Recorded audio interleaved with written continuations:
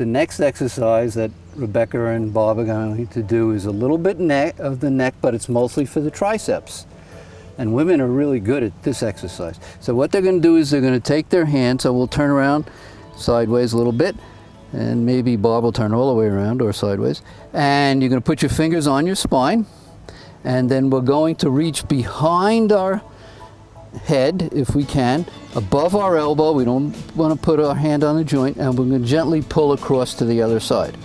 Now, the reason that I say that women are better at this is I've been told by some of the ladies who've come through golf school that they've had zippers and snaps and buttons on the back of blouses and dresses, and they realize how to get their hand there, where us guys can't figure that out.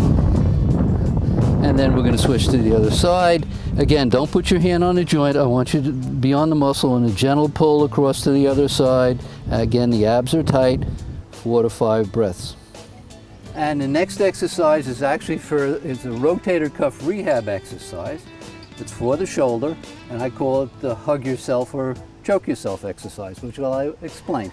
So we put our arm up underneath our chin, and we're going to go above our elbow and gently push back to the other side.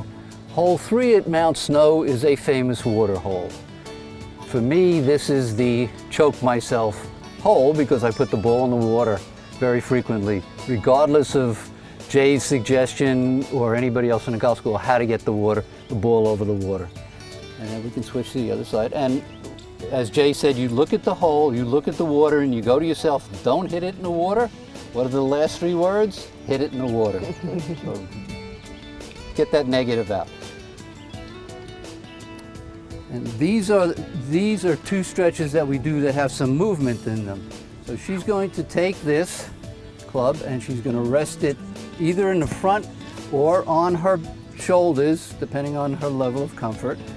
Good. And if she rests it on her shoulders, we don't want it on her neck. What she's going to do is she's going to set up as if there's an imaginary golf ball out here in her stance. And she's going to flex her knees. She's going to bend at the hips, get her butt out as Sue Newell has taught her. And then what she's going to do is she's going to take her right arm and she's going to let it drop slightly to the side. Good. She's going to feel a pinch here and a stretch here. She's then going to come back to the center a couple of counts, make sure that everything is nice and set, and she's going to go to the other side. And one thing we want to watch out is, come back to the center, is that when you come down, don't put too much twist in there. Just let your nice tilt. Just let your natural movement go. Because if you put a little bit of twist in there, stand up. Okay. If you put too much twist in there, we're going to torque the low back. Good. So we would do 4 or 5 of those, depending on how flexible you are or how tight you are at that particular time. And I'll demonstrate the next one. And this I've taken from something that I saw Jack Nicklaus do, and I like it very much. So I'm going to set myself in my stance. This is going to be in my elbows, and if I'm a righty golfer, I want the butt side or the grip side of the club to be at the left. I'm going to tighten my abs. I'm going to get nice tilt as if I'm hitting the imaginary golf ball.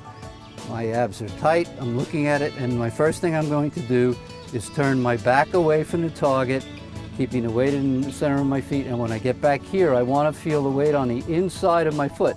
Remember, these stretches are related to what we're doing in the golf school.